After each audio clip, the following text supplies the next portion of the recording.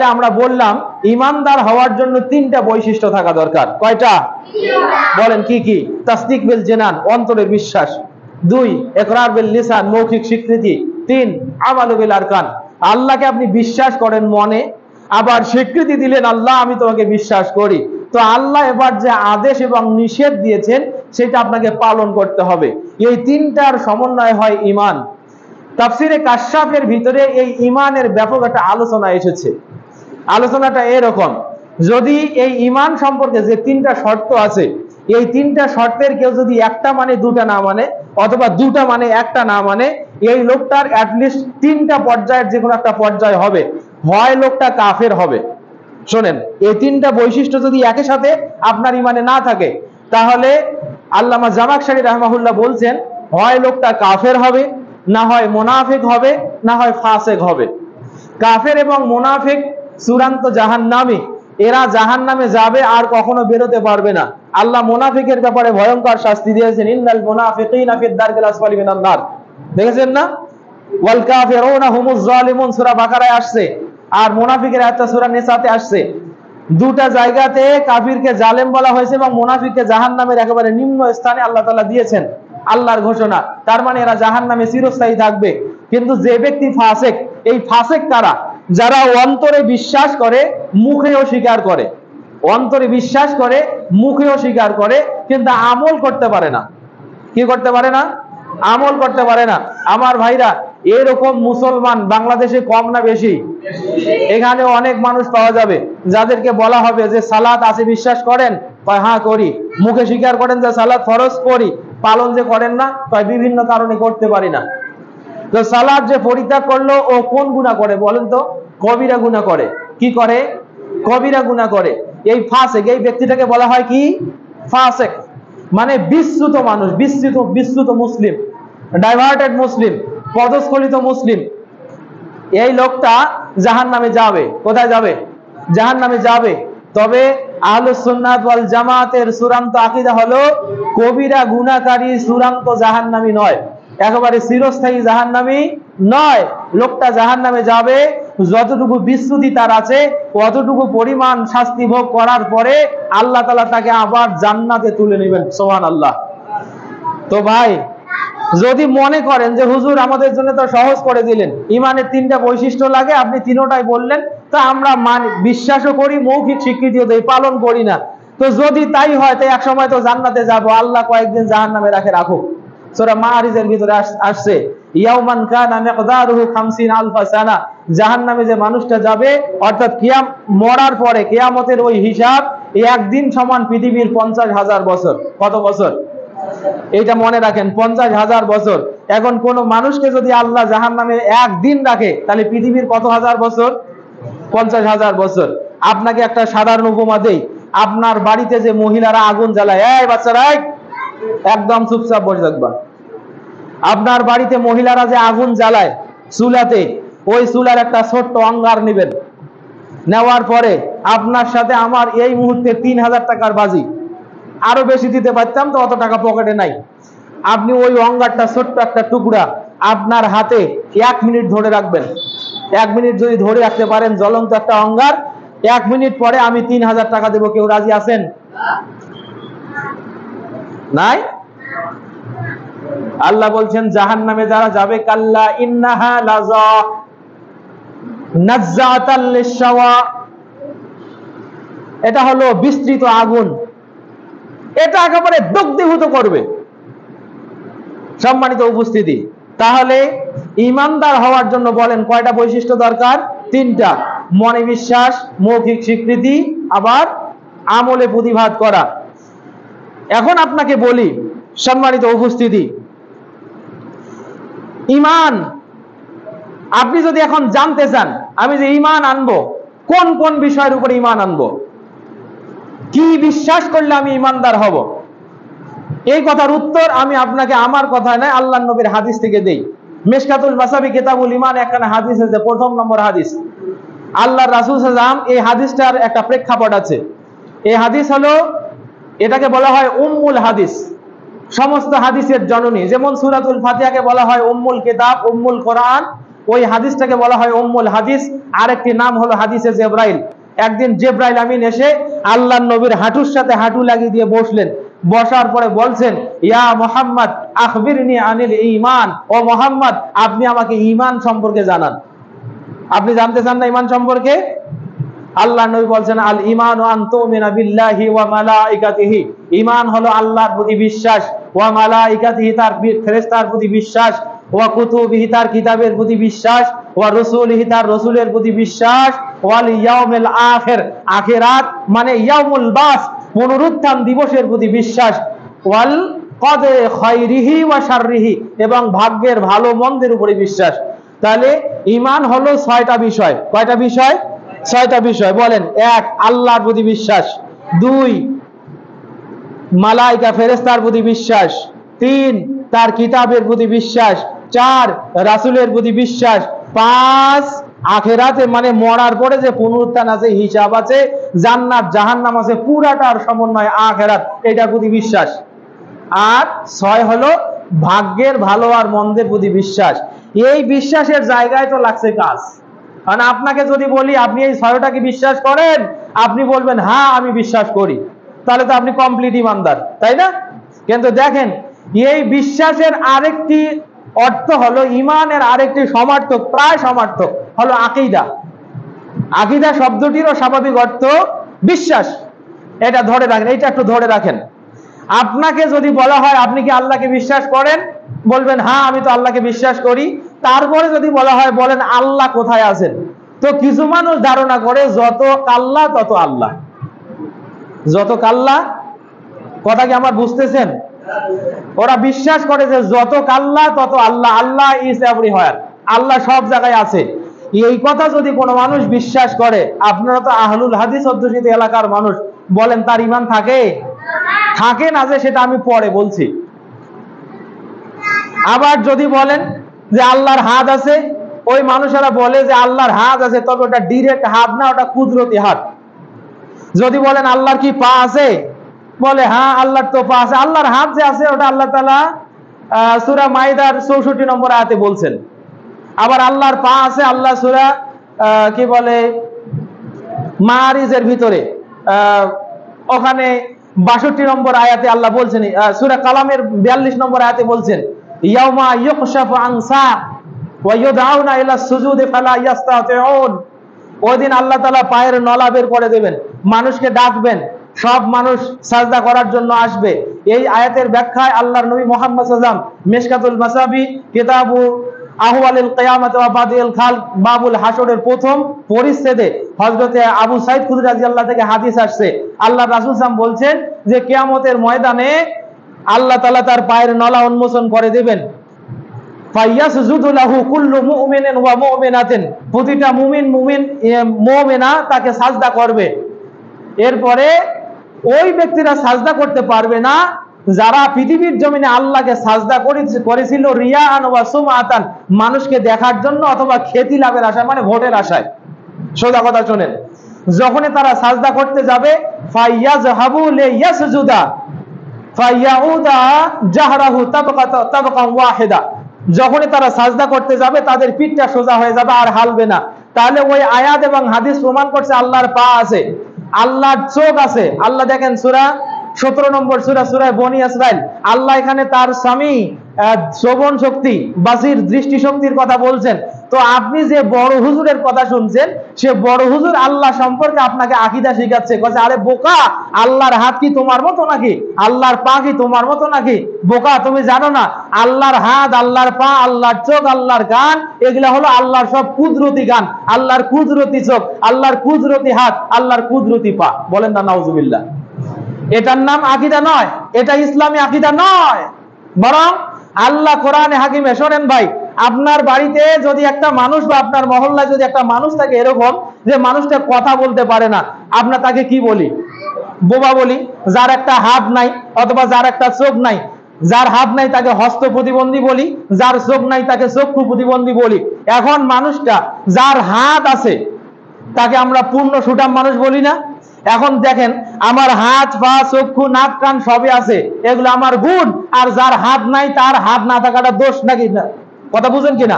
যার চোখ নাই তার চোখ না থাকাটা দোষ কিনা? অবশ্যই এটা দোষ, ওটা দোষের কারণ। যার সবকিছু ঠিকঠাক আছে এটা হলো গুণের কারণ। তো কোরআনে হাকিমের ভিতরে আল্লাহ রাব্বুল আলামিন তার চোখের কথা বলছেন, আল্লাহ তার হাতের কথা বলছেন, আল্লাহ তার পায়ের কথা বলছেন, আল্লাহ তার এই যে অবয়বের কথা বলছেন, এগুলা হলো আল্লাহর সিফাত। এগুলা কি?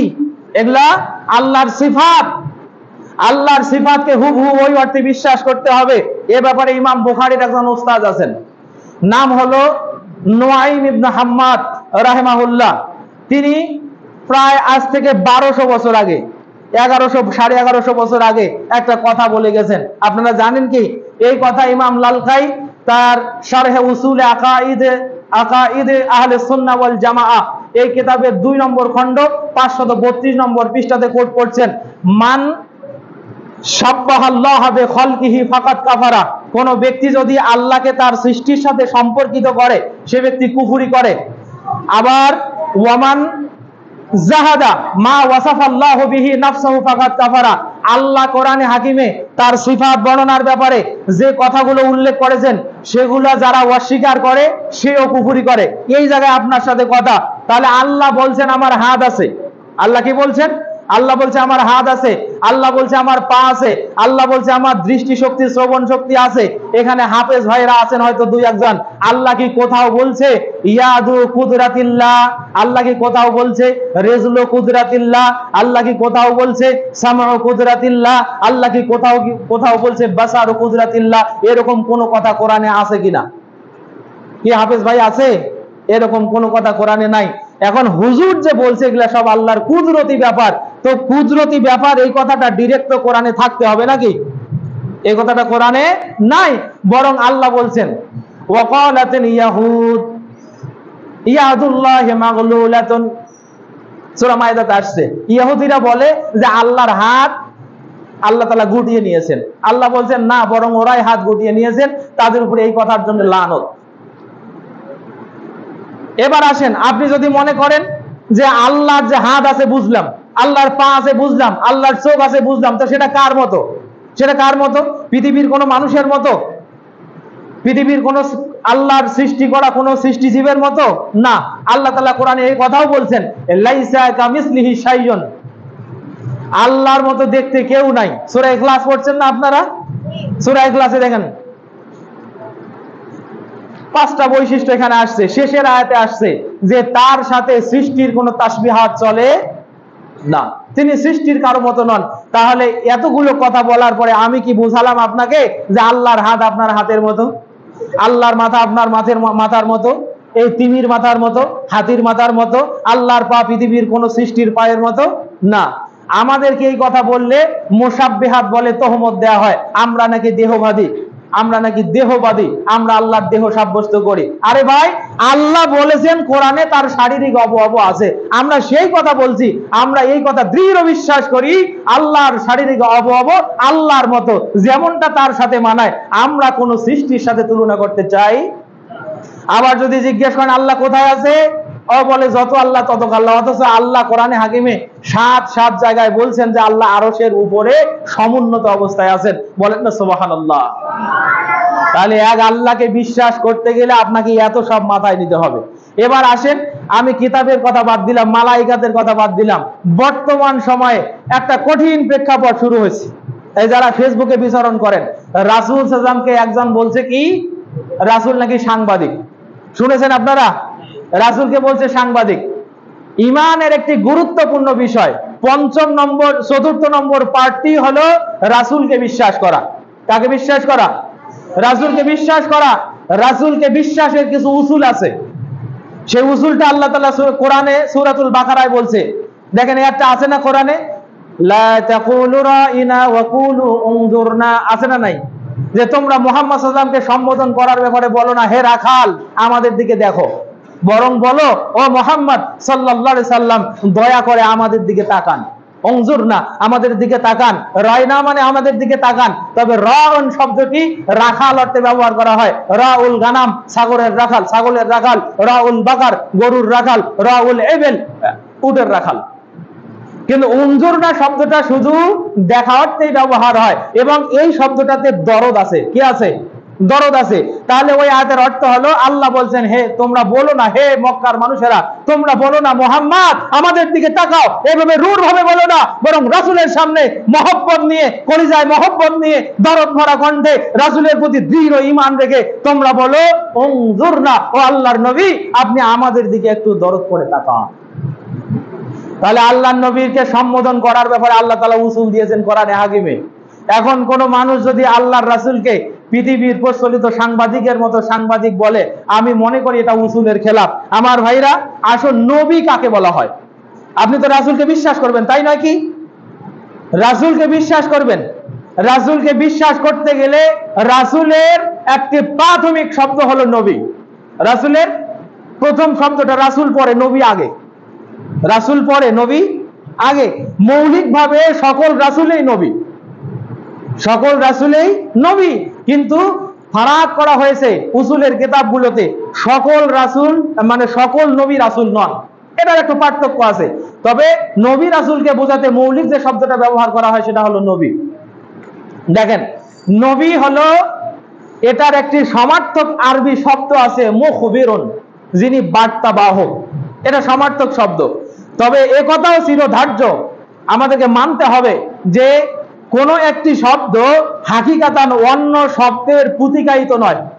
যেমন আমি যদি একটি শব্দ এখানে ব্যবহার করি সমার্থক শব্দ হিসাবে, এইটার অর্থ মিন করার জন্য আর একটা শব্দ ব্যবহার করি, আসলে এই দুইটা শব্দ হাকিকাতান এক শব্দকে আর এক শব্দের প্রতীকী অর্থে ব্যবহার করা যায় না। যদি যাইতই তাহলে একটি ভাষাতে কোন একটা বস্তুকে বোঝানোর জন্য একাধিক শব্দের অবতারণা হতো না। সম্মানিত উপস্থিতি, যে কথা বলছি, এই মুখবির শব্দটা জেনেই যদি আপনি বলেন যে হুজুর আপনিও তো বললেন যে নবী মানে বার্তা বাহক বা সংবাদ বাহক, তাহলে তো ঠিকই আছে ওনার কথায় আর আপনার কথা না। এখন পরের শব্দে আসেন, আন-নবী হুয়া আওহাল্লাহু ইলাইহি, নবী হলো ওই ব্যক্তি যাকে আল্লাহ তাআলা ওহী দান করেন। কি করেন? ওহী দান করেন। বেওয়াসিতাতে জিবরাইল আলাইহিস সালাম আও আল মালায়েকা, জিবরাইলের মাধ্যমে অথবা ফেরেশতার মাধ্যমে অথবা আও বিরুয়াতিস সালিহাতে, স্বপ্ন যোগে। কি যোগে? স্বপ্ন যোগে। আও ইলহামিন ফি কলবিহি, অথবা তার মনে সরাসরি আল্লাহ কথা ঢেলে দেন। এই তিন পদ্ধতিতে তার উপরে কোথা থেকে ওহী আসে বলেন তো? আসমান থেকে। তো পৃথিবীর জমিনে যারা সাংবাদিক হয় তারা তো এখানে একটা খবর লেখে, লাগার পরে ওই তিন রাস্তার মোড়ে এই খবরের অপোজিশনে যে আছে সে 10,000 টাকা ধরিয়ে দিলে ও আবার রংপুর গিয়ে খবরটা চেঞ্জ করে সব ওর নামে দেয়, ওর পক্ষে দেয়। আছে না না এরকম খবরদার? আছে না? সম্মানিত ভাইরা, বুঝতে হবে এই কথাটা মুয়াফিকান মানে নবী এবং সাংবাদিকের আরবি যে সাহাফিয়ন, এই কথা দুটা কোনোভাবে ইসলামে একই অর্থবোধক নয়। এইটাকে একটা শব্দকে আর একটা শব্দের প্রতিরূপ হিসেবে ব্যবহার করার বিন্দু মাত্র সম্পর্ক ইসলামী উসুল দ্বারা প্রমাণিত নয়। সুতরাং নবীকে নবী বলতে হবে। নবীর অর্থ এই সাংবাদিক করা এটা উসুলের খেলাফ, চূড়ান্ত ভাবে এটা ঈমানি খেলাফ। এই জন্য যে বক্তা এই কথা বলেছে তার জন্য তাকে তওবা করা অবধার্য হয়ে গেছে। আপনারা বুঝেছেন? তাহলে নবীকে বিশ্বাস করতে গেলে আপনাকে এই উসুলগুলো খেয়াল রাখতে হবে। সম্মানিত উপস্থিতি, তাহলে বলেন ঈমান কি কোনো ঠুনকো জিনিস? ঈমানের পরিস্থিতি এমন, আপনি যত ভালো কাজ করবেন আপনাদের ঈমানের ব্যাপকতা তত বাড়তে থাকবে, ঈমানের পরিসর বাড়তে থাকবে। কিন্তু ওয়ায়ানকুসু বিল মাসিয়া, খারাপ কাজ করবেন, নোংরা কাজ করবেন তো ঈমান কমে যাবে। সম্মানিত উপস্থিতি, এজন্য বলছি ঈমানদার হওয়ার জন্য আপনাকে সর্বোচ্চ সজাগ থাকতে হবে। যেমনই তিনটা শর্ত পালন করতে হবে, তেমনি এই তিন শর্তের ভিতরে আল্লাহকে বিশ্বাস করতে গেলে ওখানে কিছু উসুল আছে, সেটা আপনার মনে রাখতে হবে। আল্লাহর কিতাবকে বিশ্বাস করতে গেলে সেখানে কিছু উসুল আছে, সেটা আপনাকে মনে রেখেই ওটা বিশ্বাস করতে হবে। রাসূলকে বিশ্বাস করতে গেলে রাসূলকে মানার যে মানহাজ আছে সেই মানহাজ অনুসরণ করে আপনাকে মানতে হবে। আল্লাহ রাব্বুল আলামিন আপনাদেরকে ঈমান সম্পর্কে আরো সতর্ক, সজাগ এবং সুন্দর হওয়ার তৌফিক দান করুক। বলেন আমিন। আল্লাহুম্মা আমিন। ভাই আমি কি শেষ করব? সম্মানিত ভাইরা, এজন্য আপনারা ঝিমাচ্ছেন নাকি? সম্মানিত উপস্থিতি, দেখেন আপনার ঈমান ধ্বংস করার জন্য এই সমাজে যার পর নাই কিছু দাজ্জালের আবির্ভাব হয়েছে। আপনারা কি চেনেন এদেরকে? ওই কিছুদিন আগে রংপুরে ঘুরতে ঘুরতে বলছিল, রাস্তায় হাঁটতে হাঁটতে যদি তুমি কোন কি বলে একটা সুন্দরী মহিলাকে দেখো, দ্যাটস এনাফ ফর ইউ। আচ্ছা ভাই, দ্যাটস এনাফ ফর ইউ মানে আপনি একটা সুন্দরী মহিলাকে রাস্তায় দেখেছেন, দেখে যদি বলেন সুবহানাল্লাহ, কত সুন্দর আল্লাহর সৃষ্টি, ওর দিকে তাকিয়ে সুবহানাল্লাহ বলা জায়েজ আছে? আপনি বলছেন হুজুর কথা তো ভালো, আল্লাহর সুন্দর সৃষ্টি দেখেছি, আমি সুবহানাল্লাহ বলছি। আপনার ওই হুজুর আপনাকে এইটাই শিখাইছে, রাস্তায় তাকিয়ে যদি দেখেন কোন সুন্দরী মহিলা যাচ্ছে, আপনি মনে করবেন দ্যাটস এনাফ ফর ইউ, এটা আপনার জন্য যথেষ্ট। সম্মানিত ভাইয়েরা, এটা হলো ঈমানহীন মানুষের কথা। অথচ ওই হুজুরের লক্ষ কোটি কোটি মানে লাখ লাখ ফলোয়ার শুধু রংপুরের জমিনেই আছে। ওকে যদি এবার আপনাদের এই হারাগাছের বড় একটা মাঠে আনা হয়, দেখা যাবে আমাদের আব্দুর রাজ্জাক বিন ইউসুফ সাহেব হাফিজাহুল্লাহ তিনি আসলেও তার চেয়ে বেশি লোক তার মাহফিলে হবে। আমি নাম টানতে চাই না, যে কথা বলছিলাম সম্মানিত উপস্থিতি, তাহলে এই কথাটা যে কোরআন এবং হাদিস বিরোধী, আমি আপনাকে একটা হাদিস শোনাই। হাদিস খানা আসছে, পৃথিবীর জমিনে বিখ্যাত একটা তাফসীর গ্রন্থ আছে, তাফসীরে কোরআনুল আযীম, কোরআনে আযীমের বিখ্যাত তাফসীর, তাফসীর ইবনে কাসির, 24 নম্বর সূরা, সূরা নূর এর 31 নম্বর আয়াতের তাফসীরে আল্লামা ইবনে কাসির রাহমাহুল্লাহ হাদিস খানা আনছেন। এই হাদিস খানা কি? আল্লাহর রাসূল সাল্লাল্লাহু আলাইহি ওয়াসাল্লাম বলছেন, আইয়ুমা রাজুলিন নাযারা ইলা মাহাসিন ইমরা, কোন ব্যক্তি যদি রাস্তায় চলতে চলতে কোন সুন্দরী মহিলাকে দেখে, মাহাসিন ইমরা মানে একদম চমৎকার সুন্দরী মহিলা, কোন সুন্দরী মহিলাকে দেখে, সুম্মা গাজ্জা বাসারাহু, এরপরে নিজের দৃষ্টি যদি নিম্নগামী করে, আখলাফাল্লাহু ইবাদাতান ইয়াজিদু হালাওয়াতুহা, আল্লাহর নবী দরদের মুখে বলেন, দরদি কণ্ঠে বলেন, ওই ব্যক্তিকে, ওই যুবককে, ওই মহিলাকে দেখে নজরটা নিম্নগামী করার কারণে পৃথিবীর জমিনে আল্লাহ তার দ্বারা এমন সুন্দর সুন্দর কিছু ইবাদত করাবেন, এমন সুন্দর ইবাদত করার সৌভাগ্য তার হবে যে ইবাদতের মিষ্টতা সে পৃথিবীর জমিনেই অনুভব করতে থাকবে। বলেন সুবহানাল্লাহ। এখন দেখেন, আপনি যদি হুজুরের কথায় অভিভূত হয়, আপনি যদি বলেন আরে কত লম্বা টুপি, কি সুন্দর দাড়ি, এ তো মনে হয় কেবলই আরশে আজিম থেকে পালিয়ে আসলো, এর কথা বিশ্বাস না করি কি কোনো উপায় আছে? যা বলছে সব কোরআন হাদিস থেকে বলছে। যা এখন রাস্তায় সুন্দরী মহিলাকে দেখবো আর সুবহানাল্লাহ পড়ব, যাবে? ঈমান চলে যাবে না? আপনার বিশ্বাসে ঘাটতি পড়ে যাবে, আপনার ঈমান কমে যাবে। আল্লাহ রাসূল সাল্লাল্লাহু আলাইহি আলীকে বলছেন, আলী শোনো, লা তুতবিউন নাজরাতুন নাজরাতা, তোমার প্রথম দৃষ্টি যেন দ্বিতীয় দৃষ্টিকে অনুসরণ না করে। কেন? ফাইন্না লাকাল উলা ওয়া লাইসা লাকাল আখিরা, তুমি একটা সুন্দর মহিলা, এই যে নজরুল ফুজাদ হয়, এটাকে নজরে ফুজাদ বলে, আকস্মিক দৃষ্টি পড়ে যায় কোনো নোংরাতে, তো সঙ্গে সঙ্গে দৃষ্টিটা নিম্নগামী করতে হবে। আপনি যদি এরপরে মনে করেন যে আরে প্রথমবার দেখছি কত সুন্দর, আর একবার তাকাই, আল্লাহ রাসূল ওই কথা বলছেন, প্রথম দৃষ্টিটা তোমার ছিল, কিন্তু দ্বিতীয়বার যদি নফসের খায়েশাতে তুমি দ্বিতীয়বার আবার যদি তার দিকে তাকাও, এই দৃষ্টি তোমার নয়, এটা হলো শয়তানের দৃষ্টি। কার দৃষ্টি? শয়তানের দৃষ্টি। এই দুটো হাদিস থেকে যতটুকু বললাম, বলেন তো হুজুর কি ওই কথা ঠিক বলছে নাকি ভুল বলছে? হ্যাঁ, ভুল বলছে। তাহলে হুজুর যে লক্ষ লক্ষ মানুষ তাকে ফলো করে, ওই মানুষগুলোর ঈমানের কি অবস্থা হবে? ওই মানুষগুলো কোথায় যাবে? ওই মানুষ যদি হুজুরের কথায় আকর্ষিত হয়ে এইভাবে রাস্তায় সুন্দরী মহিলাকে ফলো করতে থাকে, তার কি অবস্থা হবে আল্লাহু আলাম। সম্মানিত ভাইরা, এজন্য বলছি, শুধুমাত্র দাড়ি টুপি আর জুব্বা দেখলেই কারো কথায় বিমোহিত হয়ে যাবেন, এটা আপনার ঈমান আপনাকে শিখায় না, এটা আপনার ঈমান আপনাকে শিখায় না। আজকের যে আলোচিত আয়াত, আমি যদি এবার আপনাকে বলি ওয়া আমিলুস সালিহাত, এতক্ষণ পর্যন্ত ঈমানের উপরে কথা বলছি, আপনারা কতটুকু বুঝেছেন আমি জানি না। আমি যদি এবার আপনাকে আমলে সালের কথা বলি, জেনে রাখবেন কোন পৃথিবীর জমিনে আপনি যে আমলটা করছেন, একটা আমলকে আমলে সালে হওয়ার জন্য 3টা শর্ত থাকা লাগবে। কয়টা? 3টা শর্ত থাকা লাগবে। আমলে সালের ব্যাপারে অনেক কোরআনে আয়াত অনেক আছে, হাদিস অনেক আছে, আমি স্বাভাবিক কথা আপনাদের বলছি। তিনটা শর্ত লাগবে। এক নম্বর, আপনি যে আমলটা করছেন এই আমলটা করার জন্য দলিলটা কোরআন এবং হাদিসে, সহিহ হাদিসে আছে কিনা সেটা দেখতে হবে। বলেন তো প্রথম নম্বর শর্ত কি? আমি যে আমলটা করছি এই আমলটার দলিল কোরআন এবং হাদিসে আছে কিনা। যদি থেকে থাকে তার কারণে একটা উসুল শেখেন, আসলুল ইবাদাতে আত-তাওকিফ।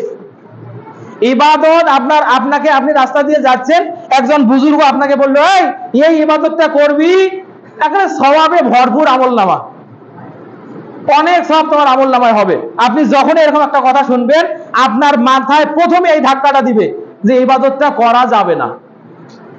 বলেন, ইবাদতের কথা শুনলেই আপনি প্রথম ধাক্কাতে মানে আপনার মনে খোঁটা মারবে যে এই ইবাদতটা করা যাবে না, তবে হ্যাঁ করা যাবে যদি তার দলিল থাকে।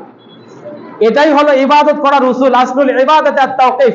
ইবাদত হলো প্রথমে না বাস্তবতা দিয়ে শুরু হয়, না ইবাদত জায়েজ নাই, এই ইবাদত জায়েজ নাই, তবে হ্যাঁ জায়েজ হবে তখনই যখন ইবাদতের দলিল পাওয়া যাবে। এতটুকু কথা যদি বুঝে থাকেন, বলেন তো ইবাদতের ক্ষেত্রে দলিল আগে নাকি ইবাদত আগে? কথা বুঝেছেন? দলিল আগে নাকি ইবাদত আগে? দলিল আগে।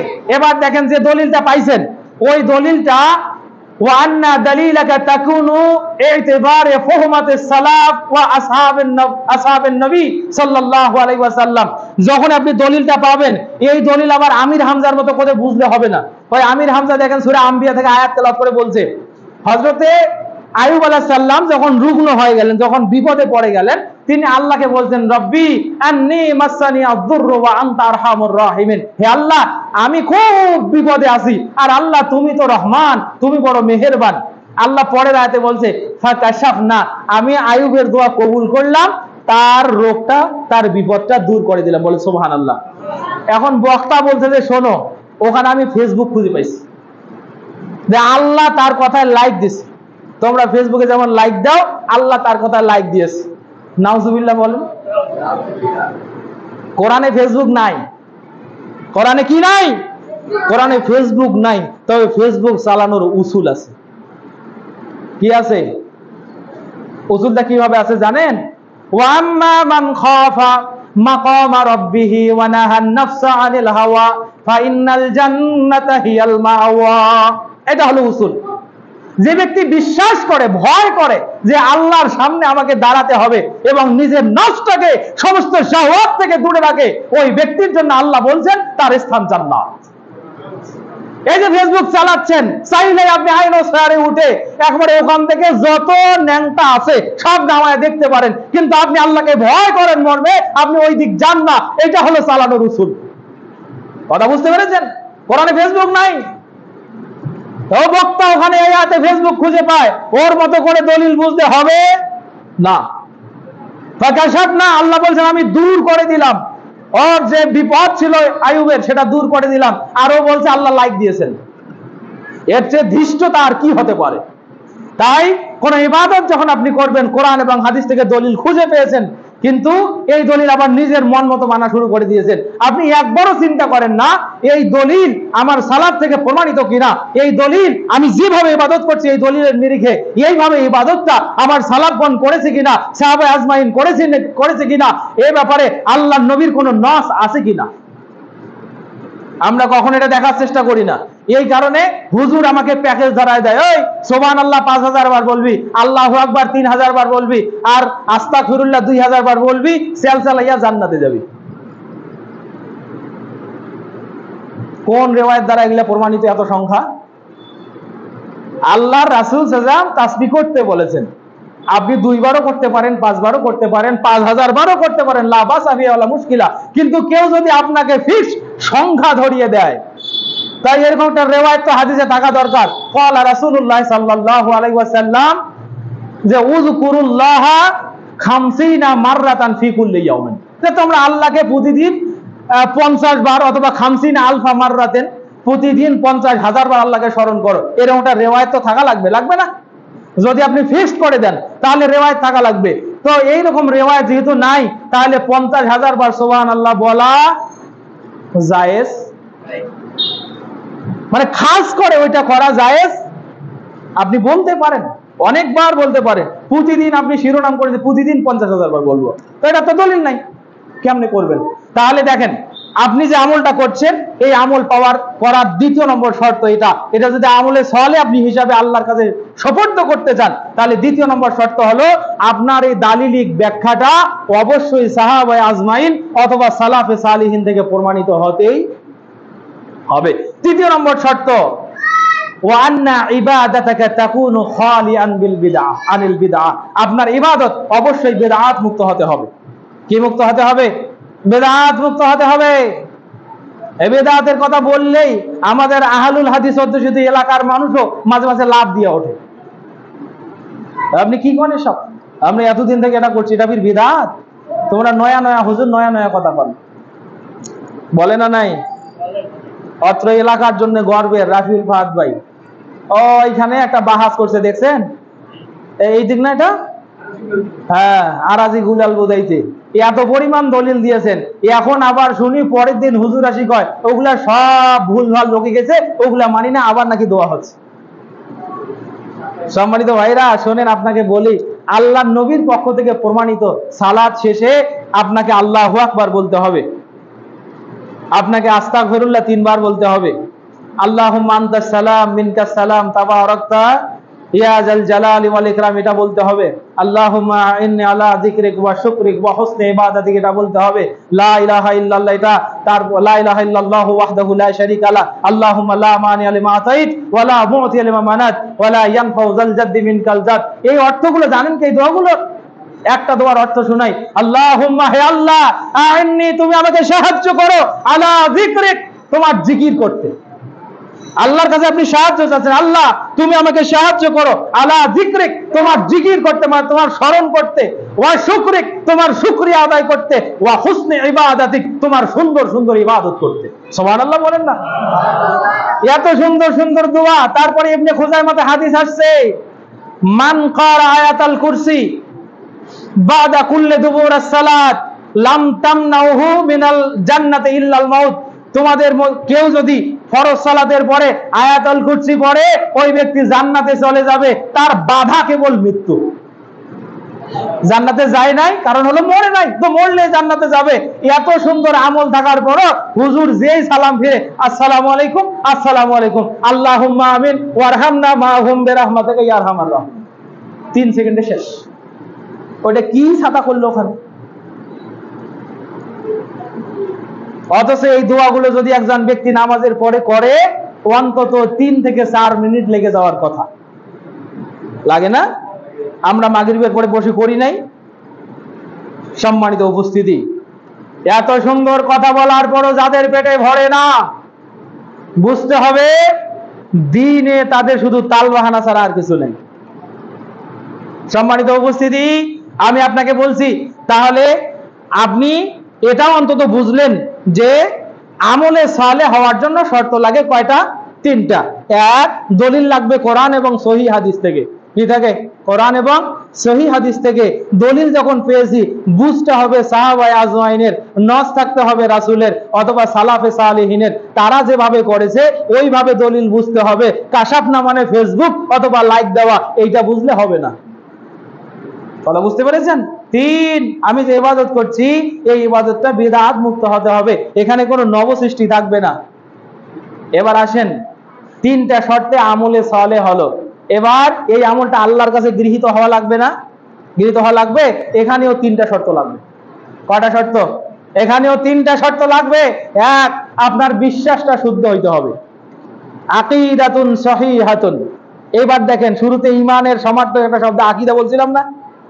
আকীদাতুন সহিহাতুন, আপনার আকীদা হতে হবে শুদ্ধ। আপনাকে জানতে হবে যে আল্লাহর হাত আছে, ওটা আল্লাহর হাতের মতো।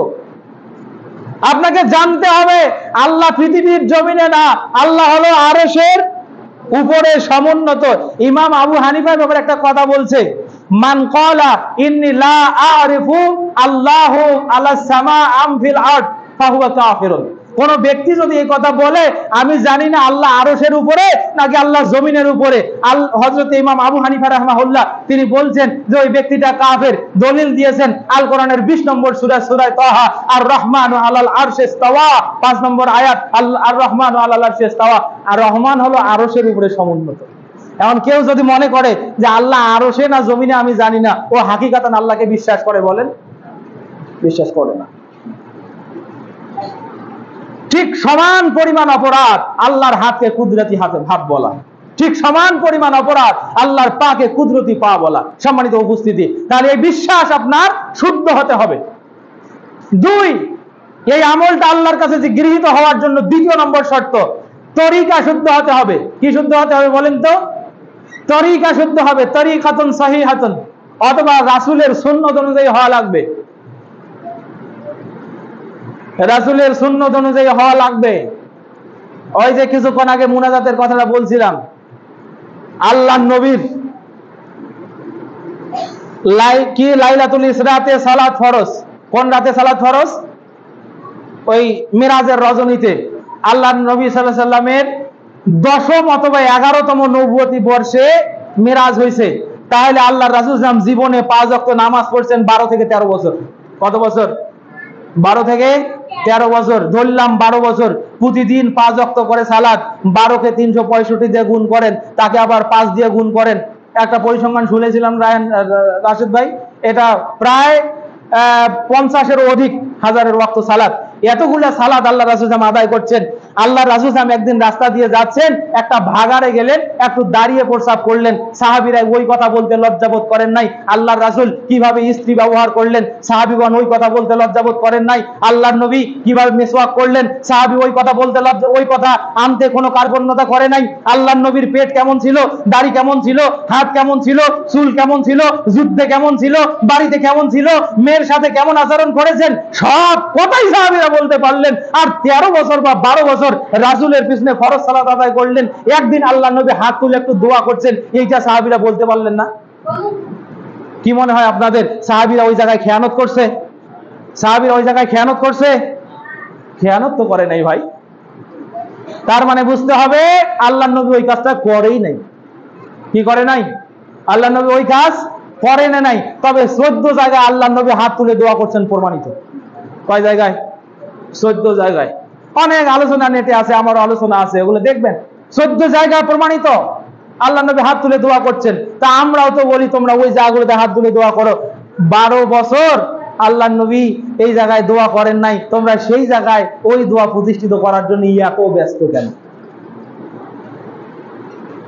সম্মানিত ভাইরা, তার মানে ইবাদত আল্লাহর কাছে কবুল হবে 2 নম্বর শর্ত হলো রাসূলের তরিকা অনুযায়ী হতে হবে।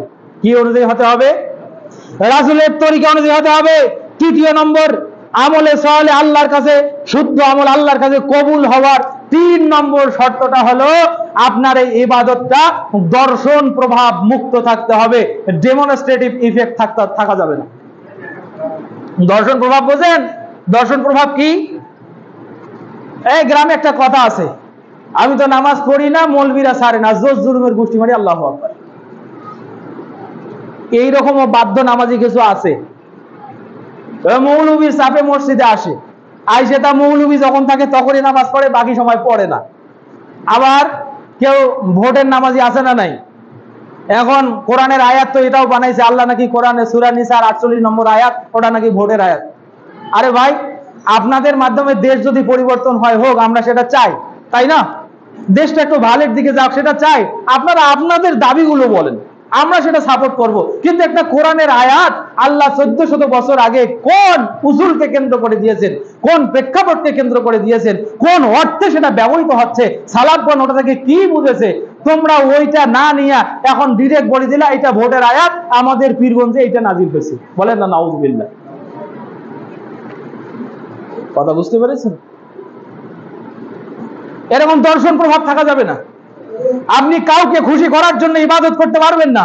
ইবাদত শুধুমাত্র কেবলমাত্র একমাত্র কার খুশির জন্য হবে বলেন তো? আল্লাহ তাআলা সূরা বাইনার 5 নম্বর আয়াতে বলছেন, ওয়ামা উমিরু ইল্লা লিয়াবুদুল্লাহা মুখলিসিনা লাহুদ্দিন।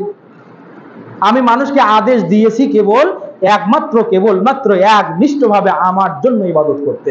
সুবহানাল্লাহ। আমার ভাইরা, প্রায় 1 ঘন্টার মতো বোধহয় কথা বললাম।